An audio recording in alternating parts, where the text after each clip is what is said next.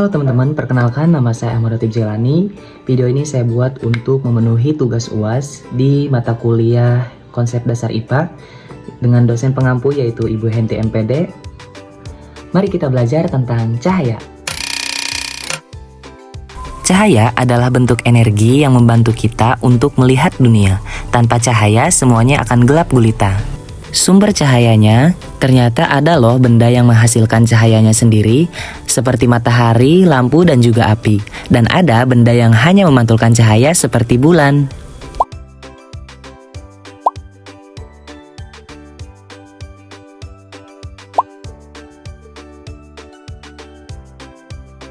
Ternyata cahaya tidak akan berbelok-belok saat berjalan di ruangan terbuka. Seperti kita menyenter di malam hari di tengah hutan, dipastikan saat senternya menyala, cahayanya akan bergerak lurus, tidak akan berbelok-belok. Eksperimen mudahnya seperti ini ya teman-teman.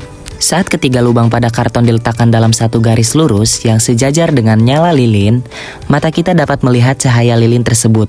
Ini membuktikan bahwa cahaya bergerak mengikuti garis lurus. Yang kedua, jika salah satu karton digeser sedikit saja sehingga lubangnya tidak lagi sejajar, maka cahaya lilin akan terhalang oleh permukaan karton dan tidak sampai ke mata kita. Ini dia dua contoh nyata dalam kehidupan sehari-hari. Yang pertama adalah gambar lampu sorot mobil di malam hari. Gambar ini adalah contoh nyata dari sifat cahaya yang merambat lurus. Kita bisa melihat berkas cahayanya dengan jelas karena cahaya tersebut memantul pada partikel debu atau tetesan air atau kabut di udara, sehingga membentuk garis-garis cahaya yang tegas. Yang kedua adalah berkas cahaya yang masuk lewat celah jendela. Di dalam ruangan yang agak gelap, cahaya matahari masuk melalui celah kecil. Karena perbedaan kontras atau ruangan gelap dan cahaya yang sangat terang, mata kita jadi lebih mudah menangkap pantulan cahaya pada debu-debu yang melayang di udara. Nah, itu tadi adalah sifat cahaya yang pertama, yaitu sifat cahaya lurus. Yang kedua adalah sifat cahaya menembus pada benda bening. Klasifikasinya yang pertama adalah benda bening, cahaya yang lewat sepenuhnya atau kaca air jernih. Yang kedua adalah benda berwarna atau transparan, cahaya yang lewat itu hanya sebagian. Sedangkan benda gelap atau opak, cahaya tidak bisa lewat sama sekali. Nah, itu semua bisa terjadi karena bayangan terhalang oleh benda gelap. Nah, yang ketiga selanjutnya adalah cahaya yang bisa dipantulkan. Yang pertama adalah konsep cahaya membalas atau memantul saat mengenai permukaan benda. Yang kedua adalah pantulan teratur terjadi pada permukaan rata dan mengkilap seperti cermin. Kita bisa melihat bayangan kita dengan jelas.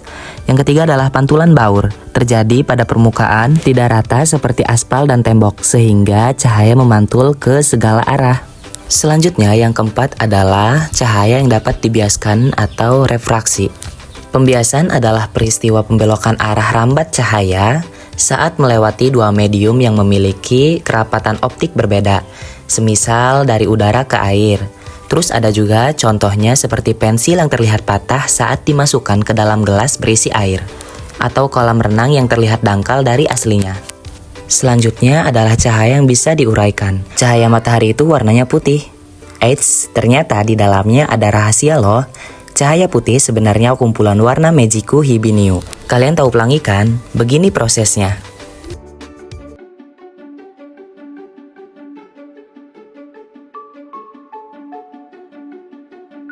Halo teman-teman, bermain di alam bebas merupakan sesuatu yang menyenangkan bukan? Wow, tapi tidak ketika hujan. Hei, lihat, ada matahari. Wah, ada pelangi. Bagaimana bisa?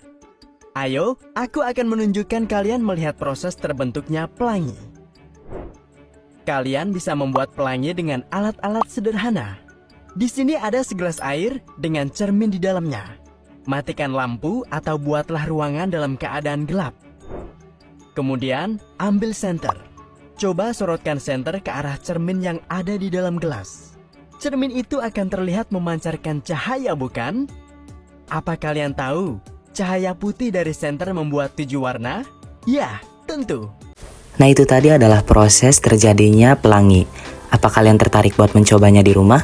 Jadi itu dia tadi pembahasan tentang cahaya.